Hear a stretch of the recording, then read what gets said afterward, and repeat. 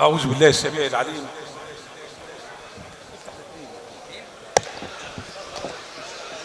من الشيطان الرجيم. بسم الله الرحمن الرحيم. إن الحمد لله نحمده ونستعينه ونستغفره ونستهديه ونعوذ بالله من شرور أنفسنا ومن سيئات أعمالنا. من يهديه الله فلا مضل له ومن يضلل فلا هادي له، وأشهد أن لا إله إلا الله وأشهد أن محمدا عبد الله ورسوله صفيه من خلقه وحبيبه، صاحب المقام المحمود وصاحب الحوض المورود، جاءنا بالمحجة البيضاء ليلها كنهارها لا يزيغ عنها إلا هالك. ثم أما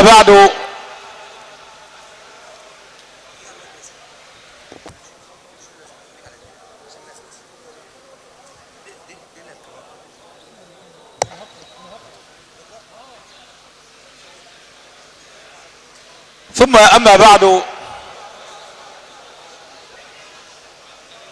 أحباب الحبيب المصطفى صلى الله عليه وسلم، استمعنا واستمتعنا إلى علمائنا الأفاضل وشيوخنا الأجلاء. استمعنا إلى فضيلة الشيخ محمود الجليني جزاه الله خيرا، وقد تلا على مسامعنا آيات مباركات من سورة آل عمران. وسورة آل عمران هي سورة مدنية نزلت على قلب رسول الله صلى الله عليه وسلم في المدينة المنورة، وآياتها 200 آية. نزلت في الترتيب والتنزيل بعد سورة الأنفال. ثم استمعنا إلى فضيلة الشيخ محمد أبو عجيبة جزاه الله خيرا، الذي تلا على مسامعنا آيات مباركات من آخر سورة المائدة. وسورة المائدة أيضا هي سورة مدنية نزلت على قلب رسول الله صلى الله عليه وسلم في المدينة المنورة، وآياتها 120 آية. نزلت في الترتيب والتنزيل بعد سورة الفتح. ثم استمعنا إلى شيخنا الكريم فضيلة الشيخ محمد أبو إبراهيم الذي تلا على مسامعنا آيات مباركات من سورة التوبة. وأيضا سورة التوبة سورة مدنية، أي نزلت على رسول الله في المدينة المنورة، وآياتها 129 آية. نزلت في الترتيب مباشرة بعد المائدة، فهذا هو القرآن. القرآن ينطق بالحق. هناخد عبر سريعة ورسائل سريعة في عجالة من الآيات التي تليت علينا. بدأ القارئ الكريم فضيلة الشيخ محمود الجليني: بسم الله الرحمن الرحيم. ألم تر إلى الذين أوتوا نصيبا من الكتاب يدعون إلى كتاب الله ليحكم بينهم ثم يتولى فريق منهم وهم معرضون، ذلك بأنهم قالوا لن تمسنا النار إلا أياما معدودات وغرهم في دينهم ما كانوا يفترون. شوف التجميعة. فكيف إذا جمعناهم ليوم لا ريب فيه ووفيت كل نفس ما كسبت وهم يعلمون. نعم، هذا هو يوم القيامة.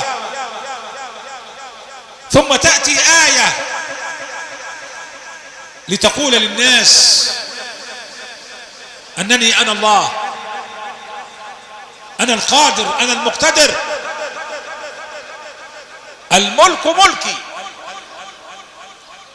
وأنا أهب العزة والذلة لمن أشاء. قل اللهم مالك الملك تؤتي الملك من تشاء وتنزع الملك ممن تشاء وتعز من تشاء وتذل من تشاء بيدك الخير إنك على كل شيء قدير. نعم أحباب الحبيب المصطفى صلى الله عليه وسلم، إلى أن وصل القارئ الكريم: يوم تجد كل نفس ما عملت من خير محضرة وما عملت من سوء تود أن بينه وبينها أمدا بعيدا ويحذركم الله نفسه والله رؤوف بالعباد.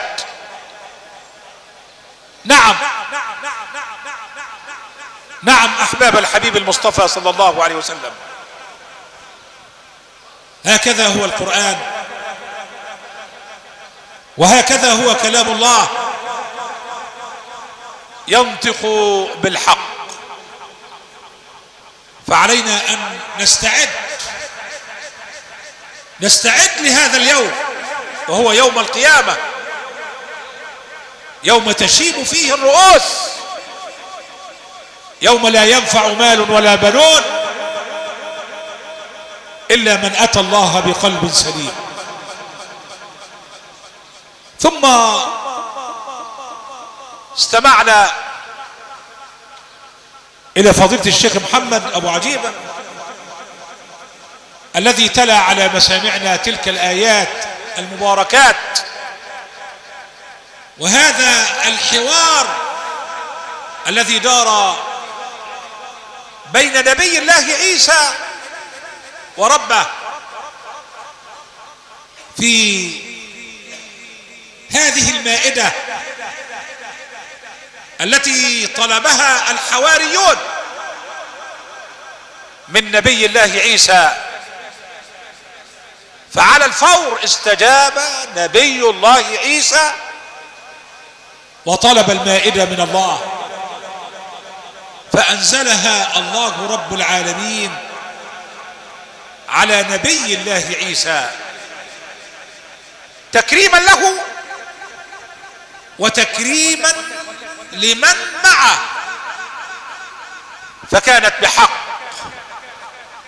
مائدة عظيمة عند الله رب العالمين. ثم استمعنا إلى قارئنا الكريم فضيلة الشيخ محمد أو إبراهيم الذي تلا على مسامعنا هذه الآيات: يا أيها الذين آمنوا إن كثيرا من الأحبار والرهبان ليأكلون أموال الناس بالباطل ويصدون عن سبيل الله، والذين يكنزون الذهب والفضة ولا ينفقونها في سبيل الله فبشرهم بعذاب أليم. نعم، المال مال الله، وأنت حارس على هذا المال، كما نقول في كلامنا غفير على هذا المال ومتصرف على هذا المال، فعليك أن تعطي الفقراء والمساكين كما قال ربنا تبارك وتعالى: وآتوا حقه يوم حصاده. نعم،